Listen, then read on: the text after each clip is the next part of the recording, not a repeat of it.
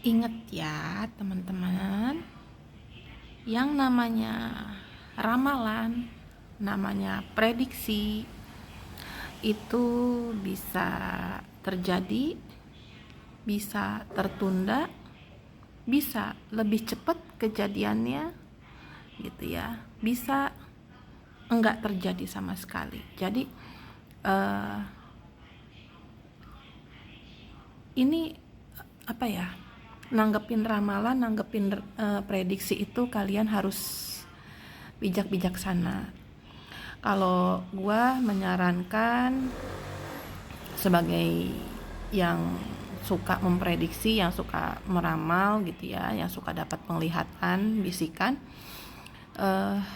gua cuman mau bilang kalau ramalan-ramalan terutama soal percintaan, keuangan, karir, kehidupan kayak gitu,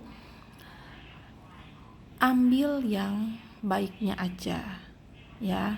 Boleh tuh kita kalau yang bagus-bagusnya, yang baik-baiknya kita berdoa biar kejadian nggak apa-apa gitu ya. Tapi kalau ramalannya itu nggak baik, misalnya soal sakit penyakit, musibah, kecelakaan, bencana dan segala macam, jangan terlalu dipikirin. Karena apa? Alam itu mendengar dan mereka akan mengabulkan apa yang kita pikirkan, kita bayangkan, kita inginkan secara terus-menerus ya. Itu yang akan terjadi. Jadi gue suka bilang contohnya itu kayak anak lagi belajar naik sepeda. Anak yang lagi belajar main sepeda, naik sepeda, kan kalau baru belajar kan pasti suka goyang-goyang kan, goyang-goyang.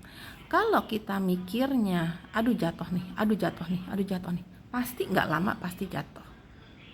Tapi kalau kita lagi belajar sepeda itu baru mulai belajar sepeda goyang-goyang, tapi kita mikirnya pasti bisa, pasti bisa, pasti bisa, pasti bisa, pasti bisa. Itu pasti jalan terus. Walaupun dia goyang-goyang, goyang-goyang, tapi dia pasti jalan terus. Nah, ramalan pun juga seperti itu ya. Jadi itu yang suka dibilang juga sama siapa? Deddy Corbuzier ya. Mindset ya, kekuatan pikiran ya. Deddy Corbuzier kan suka bilang gitu ya. Kalau pikiran kita kuat dalam membayangkan, dalam mikirin terus-terus, gue pengen ini, gue pengen ini, gue pengen ini gitu ya, gue harus bisa ini, harus bisa ini, harus bisa ini, itu pasti akan kejadian, itu pasti akan terjadi, nggak mungkin enggak gitu loh. Cuman cepat atau lambatnya itu balik lagi bagaimana dengan diri kitanya ini nanti itu ada kaitannya dengan kita masih banyak dendam atau enggak, hubungan kita dengan sang pencipta kita bagaimana, amal perbuatan kita bagaimana, dan segala macamnya. Nanti itu ada hubungannya. Kenapa bisa cepat atau lambat terjadi gitu ya. Semua itu ada hubungannya. Kayak begitu. Jadinya tolong yang bijaksana dalam menyikapi ramalan atau prediksi ya. Soal yang tadi gue bilang, dolar akan turun terus, dolar nanti akan naik sedikit tapi itu nggak lama. Contohnya kayak emas, kasus emas waktu itu ya. Kan gue udah bilang waktu dulu, emas itu dari bulan Maret gue udah bilang, emas ini bakal naik terus jadi 9.000. Bahkan bisa jadi 10.000 gitu kan. Sampai tahun depan kayaknya bisa nih 10.000. Gue udah bilang kan waktu itu. Jadi kalau yang mau beli emas saya cepet dari sekarang. Waktu itu gue bilang harga emas masih 7.000-an lah, 7.000 lebih. Itu bakal naik jadi 9.000, terus naik menjadi 10.000. Tapi akan turun sebentar, lalu naik lagi. Nah bener kan kejadian.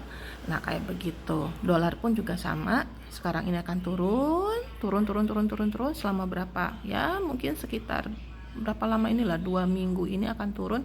Nanti dia akan naik sekitar ya nggak lama juga lah, paling dalam hitungan paling lama dalam hitungan minggu, nggak nyampe sebulan, nanti ngedrop lagi, turun lagi dia. Amerika soalnya emang udah lagi krisis banget, udah mulai susah dia, makin banyak penganggurannya juga udah makin banyak nambah ya, galanya udah makin mahal di Amerika juga. Jadi ya begitulah pesan gua. yang bijaksana ya dalam menyikapi ramalan dan prediksi. Jangan terlalu dipercaya 100%. Kalau yang baik boleh kita harapkan terjadi. Kalau yang buruk kita sebagai rambu-rambu untuk waspada, rambu-rambu untuk berhati-hati ya. Jangan terlalu dipikirin juga biar nggak kejadian.